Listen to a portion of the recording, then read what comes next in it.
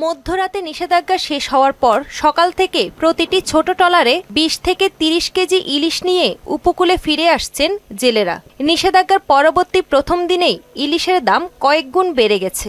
বাজারে ১ মণ জাটকা ইলিশ বিক্রি হচ্ছে ৩০ থেকে ৩২ হাজার টাকায়। ৫০০ গ্রাম ওজনের ইলিশ বিক্রি হচ্ছে ৭০ হাজার টাকা মণ।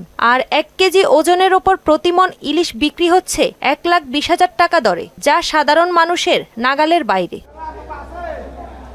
মৎস্যজীবীরা জানান, গভীর সমুদ্রের মাছ উপকূলে আসতে আরও ২ থেকে ৩ দিন সময় লাগবে। তারপরে মাছের দাম কমার সম্ভাবনা রয়েছে। জাটকা বেশি আজকের ৩২-৩৩, আর ৫০০ গ্রামের মাছ চলে ৭০-৭৫, আর কেজির উপরে চলে ১ লাখ টাকার উপরে। কিছু কিছু দাঁড়িয়ে রাত ১২টার পরে গেছি, যাই ওই অল্প অল্প মাছ পাইছে, ওইলে ৮০০ টাকা কেজি পড়তে আছে। যারা গেছে আর মাছ পাইবে, মাছ আছে সাগরে। মাছের যে পরিমাণ দাম, এত দামে মাছ আসলে নিম্ন মধ্যবিত্ত বা মধ্যবিত্ত পরিবার যারা আছে তাদের আসলে কেনা সম্ভব না। দেশের বিভিন্ন জেলা থেকে পাইকাররা ইলিশ কিনতে পাথরঘাটা আসলেও পর্যাপ্ত মাছ না পেয়ে অনেকে হতাশ হয়ে ফিরে গেছেন। তবে দীর্ঘদিন পর সাগরে জাল ফেলে জেলেদের মুখে দেখা গেছে আনন্দের ঝলক।